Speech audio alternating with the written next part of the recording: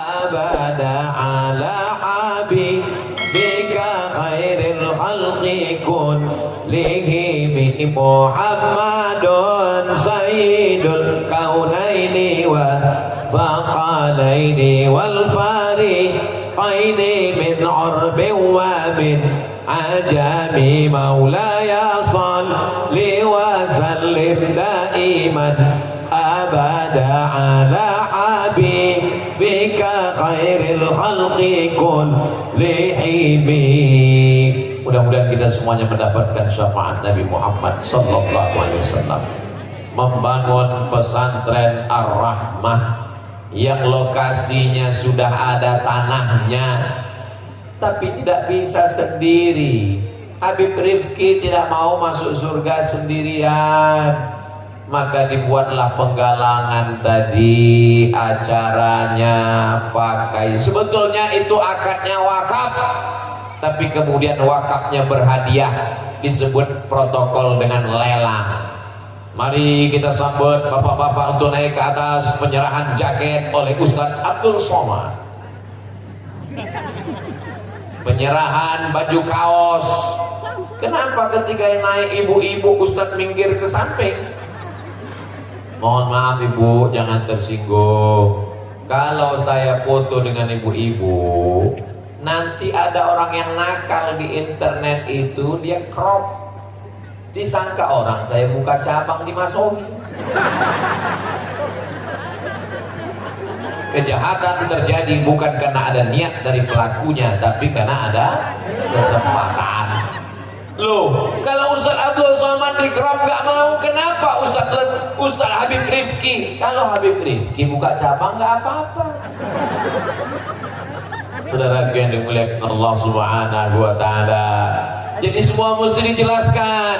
Kita ini mau gotong royong Masohi bekerja sama. Sekecil apapun api yang memercik di tengah lalang kering, mesti dipadamkan, mesti dijelaskan. Jangan ada dusta di antara kita. Setuju? Apakah boleh kita bergotong royong Masohi kerjasama dengan orang beda agama? Mana dalilnya?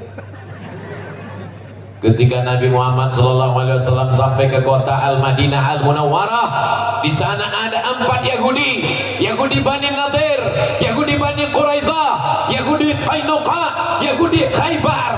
Maka Nabi membuat muahadah, perjanjian yang disebut dengan Piagam Madinah, 12 pasal, disusun oleh Syekh Sofiur Rahman Al-Mubarak Furi di dalam kitab Ar-Rahiq Al-Maktum. Apa isinya? Orang Yahudi dengan orang Islam berbeda agama, tapi sama-sama menjaga kota Al-Madinah Al-Munawwarah dari serangan Abu Jahal, Abu Lahab dan Abu lainnya dari kota Makkah Al-Mukarramah. Padahal Abu Jahal itu, Abu Lahab itu Quraisy, sama-sama Arab dengan Nabi, pamannya. Tapi ketika dia sampai di Madinah, orang Yahudi yang nasabnya jauh, agamanya tidak sama, tapi kalau mempertahankan Madinah, bekerja sama dalam masalah sosial, dalam masalah agama. Wala ana abidum ma'abatum wala antum abiduna ma'abud lakum dinukum waliyadin. Tapi dalam masalah menjaga Maluku Tengah, menjaga Maluku, menjaga NKRI, menjaga kesatuan bangsa, adakah perbedaan antara agama? Siap jaga NKRI, siap jaga habaib, siap jaga ulama. Takbir, sallu ala nabi. Kenapa Ustaz teriak-teriak? Ini malam guys, setan mulai bawa kipas. Nina bobo, Nina sayang. Untung Ustaz ceramahnya kuat. Kalau enggak, kadang-kadang Ustaz kuliah udah 3 deh, cabang-cabang deh. Saya kalau ceramah tuh mata saya tajam kemana-mana, ke kanan, ke depan, ke kiri. Ustaz nyari anak gadis. Kalau mata saya tajam, itu saya mau melihat berapa jamaah yang udah muaf. Karena kalau saya lihat ada 3 orang muaf, langsung ceramah saya tutup. walaupun belum sampai 60 menit. Dari mulai kami makan tadi di penginapan, saya dengar baca hadrah, saya dengar baca maulid. Saya tanya Habib Riki, Habib, itu baca maulidnya di tempat kita acara nanti? Ya, 2 jam yang lalu sudah baca maulid di sini. Sampai jam ini jamaah masih tetap bersemangat. Allahu Akbar. Bayangkan kalau hujan turun. Kan mudah bos, tinggal masuk ke dalam. Iya, tapi nggak muat. Ini malam bisa tidak turun hujan. Mungkin pawangnya berapa? Oh, kami tidak pakai pawang, Ustaz. Kami semuanya bekerja sama dan sama-sama bekerja sama berdoa kepada Allah Subhanahu wa taala. Akhirnya niat baik orang baik dikabulkan Allah Subhanahu wa taala. Masya Allah, tabarakallah. Kalau boleh Ustaz nilai apa yang kurang dari acara ini? Lampunya lengkap, sound systemnya mantap, kue kotak nampaknya bagian depan dapat. Layar Pak Ustaz, ada layar di depan, ada layar ada di belakang, lengkap. Cuman saya bingung satu aja. Ini tendanya cuma di kanan sama di kiri.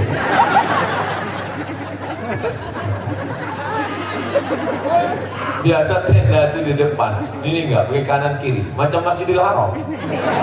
Panjang umur, sehat badan, bulan Februari kita umroh insyaallah, amin. Ongkos tanggung masing-masing.